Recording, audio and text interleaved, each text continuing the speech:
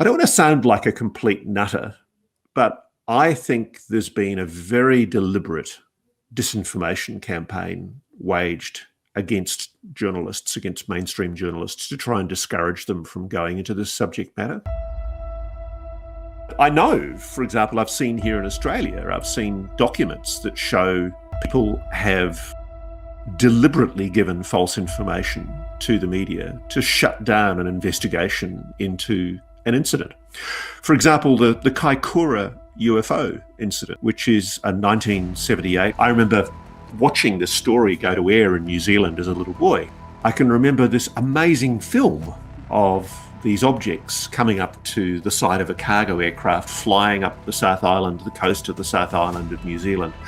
And I remember the initial excitement all around the world. It just went nuts in that silly season period around Christmas time. And then I remember the New Zealand Air Force shut it down with a report that came out just a few weeks later. And the Prime Minister of the day did a press conference, and it was all announced that it was just inversions, temperature inversions off clouds, reflections of lights off the water. And the claim was made by the New Zealand Air Force that the Wellington Airport radar was faulty that night, and that the imagery that they'd picked up was just backscatter and faulty imagery. That was bullshit. It turned out their radar was perfectly functioning. They were saying that they could see the object in front of the cockpit through the window at the very same time that the guy in Wellington Airport across Cook Strait could see it on his radar in exactly that position.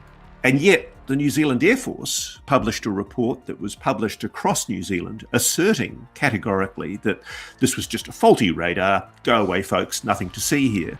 And that's something that's happened time and time again. You know, it's interesting to me. I've seen the reality, which is that the biggest and most effective thing of all that stops the media, the mainstream media, from engaging with this subject matter is the taboo.